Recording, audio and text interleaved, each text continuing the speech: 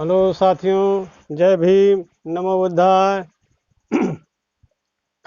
आज हम एक महान वीरांगना के विषय पर चर्चा करेंगे साथियों। जैसे कि पिछली वीडियो में हमने बता चुका हूँ कि आज की हम जिसके ऊपर चर्चा करने जा रहे हैं, इनका बहुत ही बड़ा योगदान है। बल्कि ये कहें कि बहुजन समाज पे ही नहीं बल्कि पूरे भारत वासियों के ऊपर भी इनका बहुत बड़ा योगदान है, बहुत बड़ा उपकार है, समझ लीजिए। और इनकी चर्चा तो बहुत से जगहों पे सुना ही गया है। आज कभी जो लिखते हैं इसके माध्यम से संक्षिप्त परिचय में दे रहे हैं। बहुत इनका छोटा सा परिचय है, इसके विषय पे हम चर्चा करेंगे। लिखते हैं, आज हम चर्चा करेंगे सावित्रीबाई फूले। आज हम माता सावित्रीबाई फूले पर चर्चा करेंगे। कभी इनके विषय पे क्या लिखते हैं, हमें क्या सुझाव और क्या आगे मार्गदर्शन करते हैं। वैसे तो इनका जितनी भी प्रशंसा की जाए साथियों, उतना ही बहुत कम है। लिखते हैं, स्त्री मुक्ति की पहली कड़ी। भारत में सभी जातियों में स्त्रियों की पहली अध्यापिका, पहली नेता, पहली शिक्षित स्त्री, छुआछूत के विरुद्ध आवाज उठाने वाली कार्यकर्ता एवं लेखिका सावित्रीबाई फूले थी। सावित्रीबाई फूले का जन्म महाराष्ट्र के सतारा जिले का कोई खंडाला तहसील के नया गांव निवासी खंडोली नेवसे पाटिल के घर पर 3 जनवरी सन 1831 में हुआ था। वह अपने परिवार में सबसे बड़ी थी। सन 1840 में 9 वर्ष की अवस्था में ही इनका विवाह ज्योतिबा फूले के साथ संपन्न हुआ। सावित्रीबाई की शिक्षा पति के यहाँ से ही शुरू हुई। इस तरह सावित्रीबाई ज्योतिबा फूले से पढ़ना लिखना सीखने लगी। ब्रिटिश मिशनरी नॉर्मल स्कूल में सावित्रीबाई के साथ ज्योतिबा की दूर की बुआ सगुड़ाबाई ने भी कक्षा 3 में प्रवेश लिया। इस दौरान उन्होंने अध्यापन कार्य का भी प्रशिक्षण प्राप्त किया। जैसा कि कहें साथियों, सावित्रीबाई का तो ये जन्म का परिचय था, लेकिन उन्होंने शिक्षा के स्तर में, आजकल तो शिक्षा पहले से ही शुरू हो जाती है, लेकिन वो शादी विवाह करने के पश्चात उन्होंने शिक्षा ग्रहण करना शुरू किया और इसके बाद ही वो शिक्षा में आई और तब जा कर के उन्होंने समाज के लिए कार्य करना शुरू किया। इनका बहुत ही बड़ा योगदान है। बल्कि ये कहें कि महिला जाति में सबसे पहले शिक्षा का योगदान हमारे देश में सबसे पहले स्टार्ट करने की जो शुरुआत की है वो माता सावित्रीबाई की है। इनकी जितना भी हम प्रशंसा करें वो बहुत ही कम है साथियों। इनका हम उपकार कभी मिटा नहीं सकते। आज तो शिक्षा के क्षेत्र में हमारी देश की सभी स्त्रियां बहुत ही आगे हैं साथियों। इसलिए अब आगे क्या लिखते हैं, अपने पति ज्योतिबा फूले के साथ मिलकर सावित्रीबाई ने समाज में जागरूकता लाने के उद्देश्य से जनवरी 1848 में पुणे में प्रथम बालिका विद्यालय की स्थापना की। विद्यालय का संचालन पुणे के तात्या साहेब भिड़े के बड़े मकान में होता था। सावित्रीबाई इस विद्यालय की प्रथम अध्यापिका और बाद में प्रधानाध्यापिका बनी। साथियों, भारत में सबसे पहले स्त्रियों के लिए पहला स्कूल खोलने वाली माता सावित्रीबाई फूले हैं। इसीलिए कहते हैं शिक्षा के योगदान में इनके जो जीवन का समर्पण है उसका शब्द नहीं हमारे पास कि हम उनकी सराहना और उनके उल्लेख को बयां कर सके। साथियों, कवि जैसा लिखते हैं उसके माध्यम से हम थोड़ा परिचय आपको दे रहे हैं। सावित्रीबाई इस विद्यालय की प्रथम अध्यापिका और प्रधानाध्यापिका भी बनी। विद्यालय को चलाने के लिए सावित्रीबाई को कठिन परिश्रम करना पड़ा। इस विद्यालय में ब्राह्मण बालिकाओं की संख्या अधिक थी, लेकिन ब्राह्मण ही फूले दंपति के इस कार्य को धर्म विरोधी ठहराते हुए इसका विरोध करने लगे। सावित्रीबाई घर से स्कूल जाती थी तो लोग उनके ऊपर गोबर, मिट्टी और पत्थर फेंकते थे, फिर भी उन्होंने हिम्मत नहीं हारी और ज़्यादा हिम्मत से आगे बढ़ती गईं। इनका मानना था कि दलित समाज हजारों सालों से अंधविश्वास, वर्ण व्यवस्था, गरीबी एवं बेकारी का शिकार रहा है।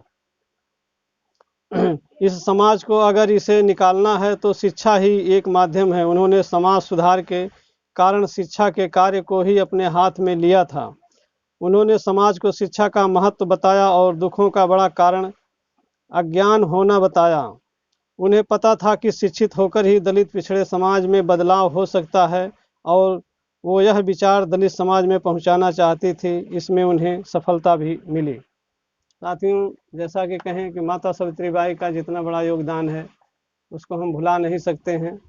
जो स्थिति थी उस समय, उन्होंने बहुजन समाज के लिए ही नहीं बल्कि नारी जगत में अगर देखा जाए तो सर्वप्रथम नारियों को पढ़ने लिखने की शुरुआत जब की, उन्हीं के जो ब्राह्मण परिवार का ही सबसे ज़्यादा पढ़ने लिखने में वो आगे आई। उनकी स्त्रियां बुद्धिमान थीं और लेकिन उनके घर को ही उनके आदमी जो है कि इनको दोषी ठहरा करके, क्योंकि उस समय माना जाता था यहाँ की धर्म व्यवस्था के अनुसार कि स्त्रियों को पढ़ने लिखने का कोई अधिकार नहीं है। और लेकिन उन्होंने एक स्त्री होते हुए पूरे समाज से संघर्ष लेते हुए और कितनी बड़ी उन्होंने कोशिश की कि नहीं, पढ़ने लिखने का सभी को अधिकार है, जबकि विदेशों में ऐसी शिक्षा थी कि वहाँ सभी को पढ़ने का अधिकार, लेकिन हमारे देश में ऐसा नहीं था। तो इन्होंने आगे आकर के स्त्रियों के लिए पहला विद्यालय भारत में खोल करके और इन्होंने शिक्षा का प्रचार प्रसार किया। इतना बड़ा योगदान हमारे समाज में किसी स्त्री में ऐसी साहस नहीं हुई कि वो खुद पढ़ें और दूसरों को भी ये शिक्षा करें। आज तो हमारा समाज शिक्षित हो चुका है, पूरा देश शिक्षित है, शिक्षा के स्तर पे हम बहुत आगे हैं, लेकिन हमारे पुरखों ने जितनी कोशिशें की हैं, जितना कठिन परिश्रम किया है, पढ़ाने जा रही हैं उनके ऊपर मिट्टी और गोबर फेंक रहे हैं लोग कि ये ना जाएं और ये रुक जाएं, इस कार्य को ना करें, उनके धर्म में बाधा पड़ेगी। लेकिन फिर भी इसके विपरीत उन्होंने अथक परिश्रम करके और अपनी लड़ाई को जारी रखा और आगे बढ़ती गई। इसका परिणाम हुआ कि उनको शिक्षा के कार्य में बाधा ना होते हुए उन्होंने खूब बढ़िया से हमारे लिए शिक्षा का प्रचार प्रसार बढ़ाया और हमें आज उसका भरपूर सुख मिल रहा है। इसलिए हमें उनके नाम को कभी भुलाना नहीं चाहिए। साथियों, अब आगे क्या लिखते हैं। बालिकाओं के स्कूल की सफलता को देखकर फूले दंपत ने 1848 में ही पूरे शहर के दलित बस्ती में दलित के बच्चों के लिए स्कूल की स्थापना की। इनका यह स्कूल दलित बच्चों के लिए देश का पहला स्कूल था। प्रारंभ में सगुड़ाबाई इस स्कूल में अध्यापन कार्य करती थीं और बाद में इस स्कूल में सावित्रीबाई ने भी पढ़ाना शुरू कर दिया। थोड़े से समय में ही ज्योतिबा फूले ने सावित्रीबाई के साथ मिलकर पुणे और उसके आसपास के गांवों में लगभग 18 स्कूल खोले और शिक्षा के क्षेत्र में यह क्रांतिकारी परिवर्तन था। इस क्रांतिकारी कार्य में सावित्रीबाई की अग्रणी भूमिका थी। पुणे के ब्राह्मणों के विरोध का मुकाबला करते हुए उन्होंने इस स्कूलों में अध्यापन कार्य किया। भारत की पहली अध्यापिका बनने का सम्मान वंचित तबके की एक स्त्री को प्राप्त होना, यही अपने आप में एक क्रांतिकारी घटना है। साथियों, जैसा कि विचार करें कि जिस हिसाब से देश की परिस्थिति थी, उस हिसाब से इतना बड़ा साहस करना अपने आप में एक क्रांतिकारी घटना है। जैसा कि कवि बता रहे हैं, लेखक बता रहे हैं कि उन्होंने ज्योतिबा फूले के साथ मिलकर के आसपास के गांव में 18 स्कूल खोले।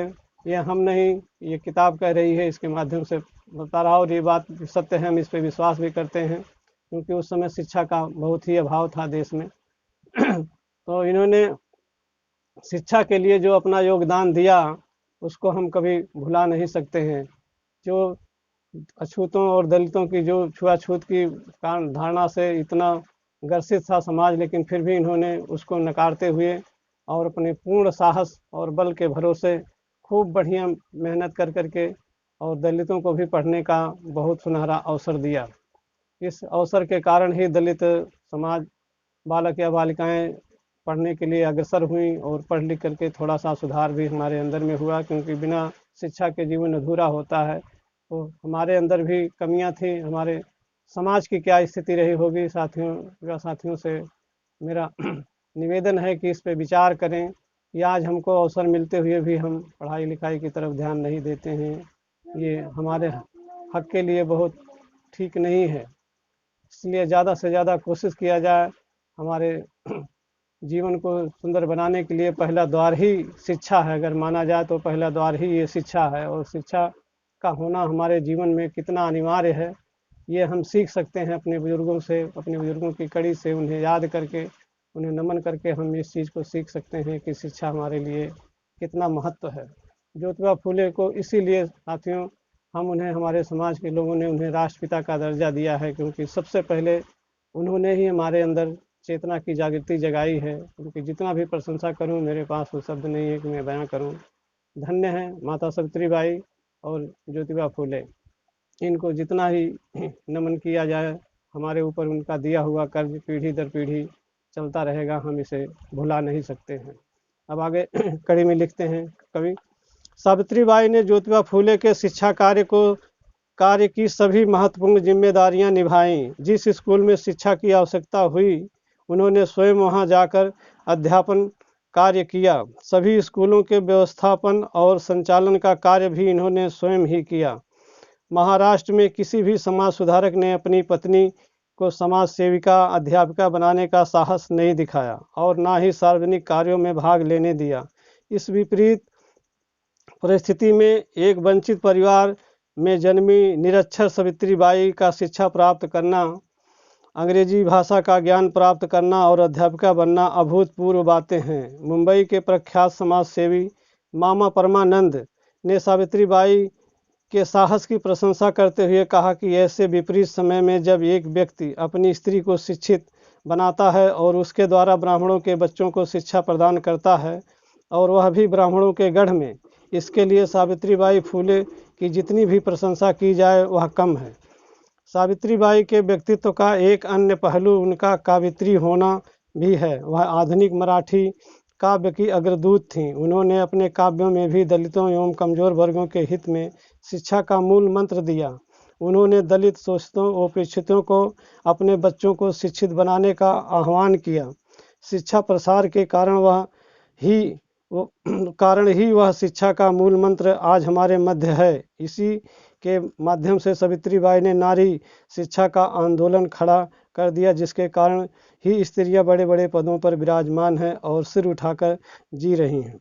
जैसा कि बताएं साथियों, माता सावित्रीबाई ने ही नारियों के अंदर जो शिक्षा का प्रवाह प्रसार किया, और आज हम देखते हैं कि जितने भी बड़े बड़े हमारे पोस्ट हैं, डीएम, एसडीएम, जज, कलेक्टर, इंजीनियर, वकील, ये सभी पदों पे हमारी स्त्रियां हैं। यहाँ तक कि हवाई जहाज़ का भी आज सफ़र कर रही हैं, चालक हैं, पायलट बनी हुई हैं। ये सब का श्रेय अगर जाता है तो सिर्फ माता सावित्रीबाई फूले को जाता है, क्योंकि माता सावित्रीबाई का ही परिश्रम जो है कि ऐसा हम करने के लिए अग्रसर किया, जब भी जा कर के हमारे समाज में या और लोगों में, उन्होंने तो पूरे समाज को, हम बहुजन समाज में जन्मी ये महानायिका, लेकिन इन्होंने सर्व समाज के लिए पूरा अपने जीवन का योगदान दिया है शिक्षा के क्षेत्र में। और इन्होंने भारत में सबसे पहले महिला बालिका स्कूल खोल करके जो इतिहास कायम किया है, उसका किसी में साहस नहीं है। उस समय की स्थिति और परिस्थिति को देख करके ज्योतिबा फूले को भी महान महान नमन है कि उन्होंने अपनी स्त्री को शिक्षा के लिए अग्रसर किया, और वो शिक्षा ग्रहण करके और फिर हमारे लिए शिक्षा का कितना बढ़िया अच्छा प्रावधान हमें अवसर दिया, और जब जा कर के आज हम इस तरीके से एक अच्छा नेक जीवन जीने के लिए इस पटल पे मौजूद हैं। साथियों, इस पे विचार करना चाहिए, इसे हमें भुलाना नहीं चाहिए,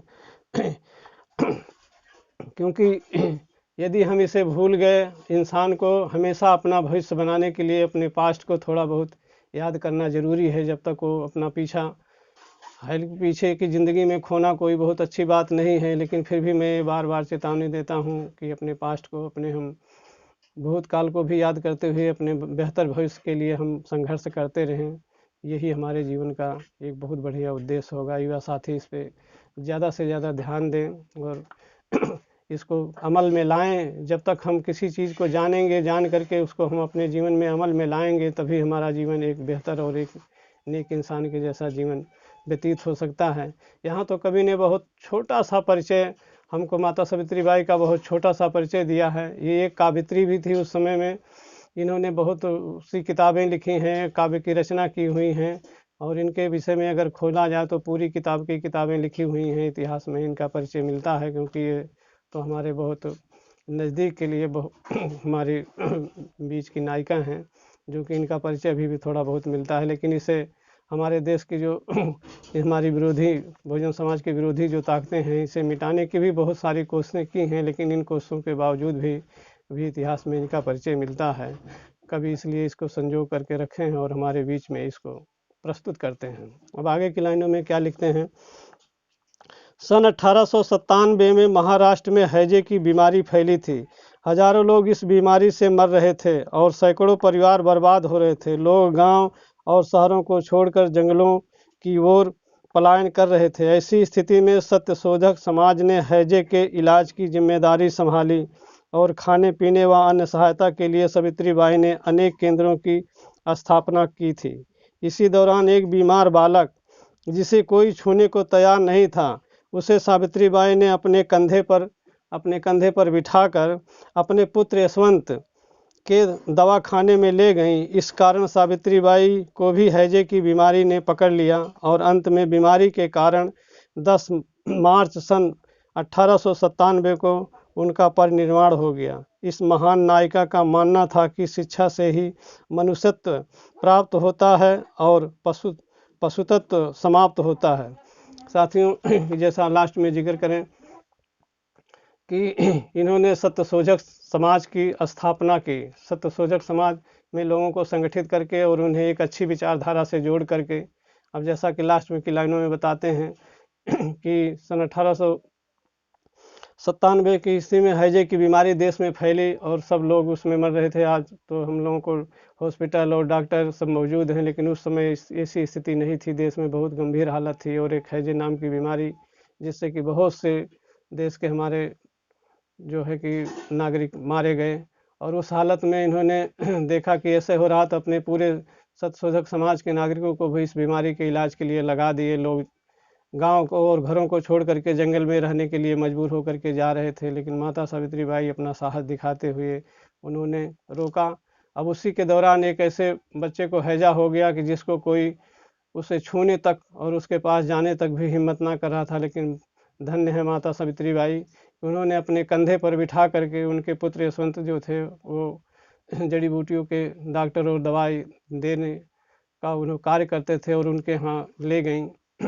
और उसी कारण से उनको भी उस बच्चे के साथ बैठा कर कंधे पे ले जाने के कारण उनको भी हैजे की बीमारी हुई और उस हैजे की बीमारी के कारण जो है माता सावित्रीबाई को भी हैजा हो गया। और उसी हैजे के दौरान ये हमारी महान नायिका, जिन्हें सत सत नमन है साथियों, इन्होंने अपने जीवन की अंतिम सांस ली और हमारे लिए अपना इतिहास छोड़ गई।